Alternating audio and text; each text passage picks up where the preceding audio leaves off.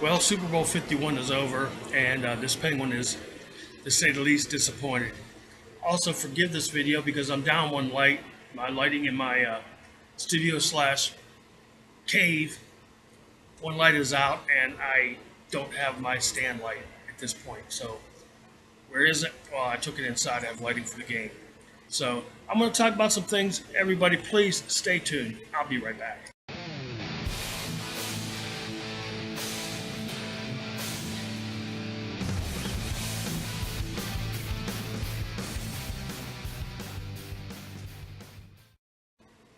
Hey, gang, Penguins here. Super Bowl 51. I don't know what to say. It's in the books, and the Patriots won with 34 to 28. If any of you coaches out there, be it college, high school, or even other NFL teams, want to show your team how to dominate the game, but then choke, have a meltdown, whatever you want to call it, and end up losing the game, this is the game to watch because that's exactly what happened. Realistically, they only had one bad set of plays. They were in field goal range and they tried to get closer, but they got sacked and they lost. With two plays, lost like 20 yards, put them out of field goal range. That, in essence, is what lost the game for them. That was their really only bad set of downs. But I want to talk about Tom Brady. Tom Brady is one of the league's premier quarterbacks. I'm not going to take that away from him. But what kind of a quarterback takes a play that was meant for safety? It was meant to protect him, fellow quarterbacks, running backs, everybody, to spike the ball, to stop the clock. It's kind of a dead ball type thing. And they try to make a play out of it, do a fake. That's really not even a trick play, because when you take a safety design play to protect somebody and then you try to run like that, they need to take the play out where you can't do that. That'd be intentional grounding. Every time a quarterback does that, intentional grounding. He's not throwing anybody. He's just trying to stop the clock and use that to try to run a play and try and take advantage of the defense because they're expecting you to do the same thing. That is uncalled for. That is unsportsmanlike. I don't care how you see it. Belichick called that call and made that call, then it's on him. Brady is a seasoned quarterback. I'm pretty sure that was his call to do that, and he probably told them that in the huddle because it looked like a design play. That is crap. That is total crap. Watch the game with Emo Punker, and he doesn't understand why I am so upset at that one play. I was pulling for Atlanta. I wanted them to win, but they blew it. It was theirs to lose, and they did. But that one play, regardless of how it turned out, was really the play that I'm upset about. It had no business at all being there. I mean, that shouldn't be in anybody's playbook to try to see based on a play designed for quarterback safety. That's just, it's like a quarterback sliding and then getting back up and running. That's a deceptive play that shouldn't be allowed. I mean, there's no difference in the two in my mind. I'm not really sure why that something didn't happen. As it turns out, Brady got one of his own teammates hurt because of the play. It looked like he hurt his Achilles. I'm not sure the condition of him, but I know that had to hurt looking at the replay, the way that he stepped on it. So, anyway, the game is done, and it's in history. What's done is done. Although I'm not quite sure that the final play was a touchdown. His knee went down. It was very difficult to see where the ball was.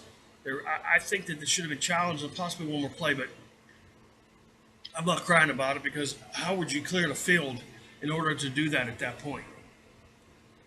It would have been a close call. I mean, it would have been a call that if they did stop the play, that I think the officials would have, even if they reviewed it, they would have said, touchdown. We can't go on right now. And it shouldn't have come down to that one play. It really shouldn't have. But I give the Patriots credit for coming back the way they did. They played a good game. And they played a good second half. First half, they were kind of absent. And the second half was a different ball game. So, congratulations to them. What I really want to talk about is the commercials. I'm going to pull my notebook out here because I made some notes about the commercials.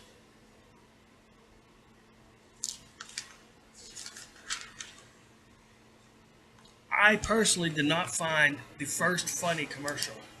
Some of them, are okay, but I'm going to go over probably a dozen or more. I don't know, somewhere around there, 12 or 15 commercials and what I thought about them. The first one we saw was the Intel one with Tom Brady. It was not funny at all. The only thing I found humorous was their take on the 5 second rule where he stopped his dog from eating the pancake by grabbing it off the floor and stuffing his face with it. I mean, it just wasn't funny. I don't. It wasn't worthy of a $1 billion computer industry. It wasn't worthy of a video that you would think, or a commercial that would come from them. You'd think they would put a little bit more into it. So, next is TurboTax. I'm really tired of this Humpty Dumpty character, and although this commercial was the same as the old ones but a little bit different, you know, it just didn't do anything for me. I really watched the game this year. I hoped Atlanta won, but I want to see where we're going with commercials. Although I found out, and I'm not happy with it. That Humpty commercial shouldn't have been on the Super Bowl. Bud Light, the Building Friends. It wasn't really funny at all, but it had a decent story behind it. It just that was the only good thing about it. The storyline was good, but again, not your typical Bud Light commercial. Next, we have Mercedes Benz, the Easy Driver. The Born to Be Wild song is always a hit anywhere you put it. It was good. They had Peter Fonda because of his Easy Rider, I'm guessing, and maybe because of motorcycle, his role in the Wild Hogs, because he blocked in Harleys and everything. Uh, they also had what's her name? Oh, that's the other one, Easy Rider. He was in, what else was he in? Thomas the Magic Railroad, Cannonball Run, Ghost Rider.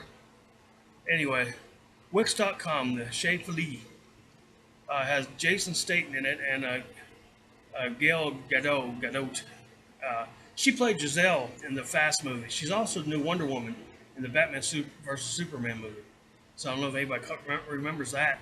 But Jason was in the Fast movies,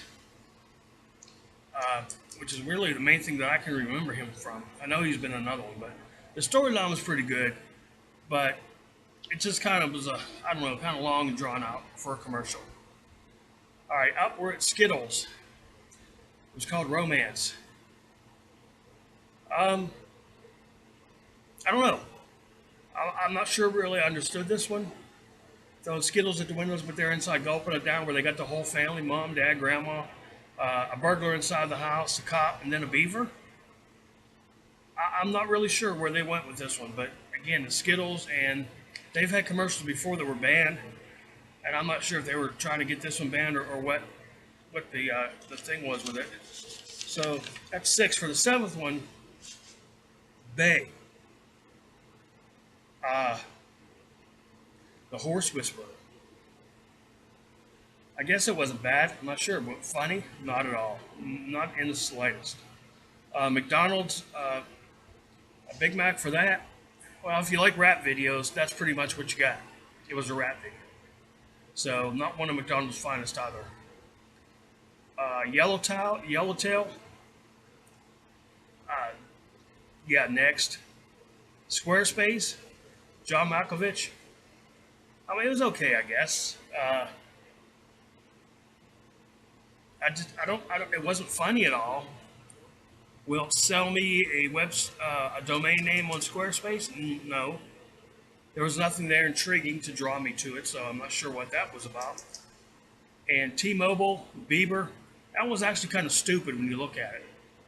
I can't recall one commercial that he's been in that was any good except for the one several years ago where Ozzy was in there, what's a Bieber? Other than that, stupid commercial. Switch, it was a basic ad for Nintendo.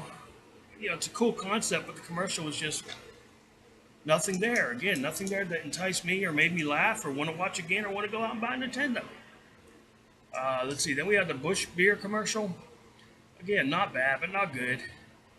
It just really kind of dumb. Singing can, or making the music or noise or whatever. Cure Auto Insurance.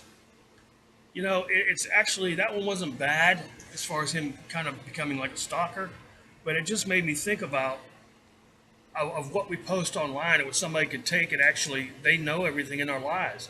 They can tell how many kids we have, what age they are, and everything about us just by watching our social media. And I think that's really scary, to be honest with you. The TurboTax, boring, boring, boring.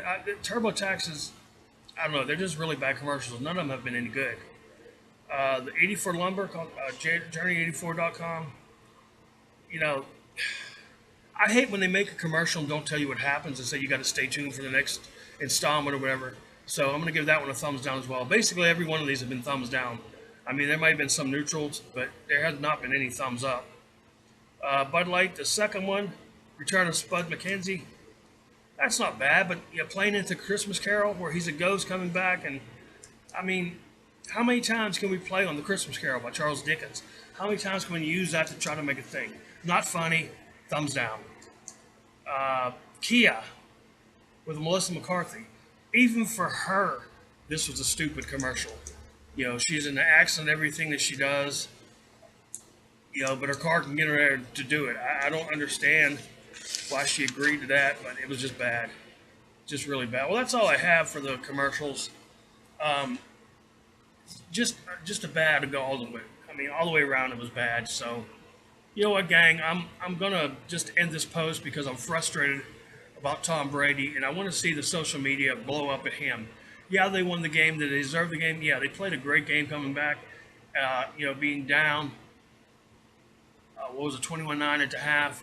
So they played a really, really, really well executed game. But again, that was just a cheap shot. That was a dirty play, no matter how you look at it. And it makes other teams think that, you know what, on these supposed, safety plays, go all out, go live. If somebody gets hurt, it's on the quarterback's fault. It's going to be Tom Brady or Bill Belichick's fault if somebody gets hurt. Because you can never take it seriously. You can never guess what's going to happen. So for now, everybody, this is Penguin Speaks. Peace out.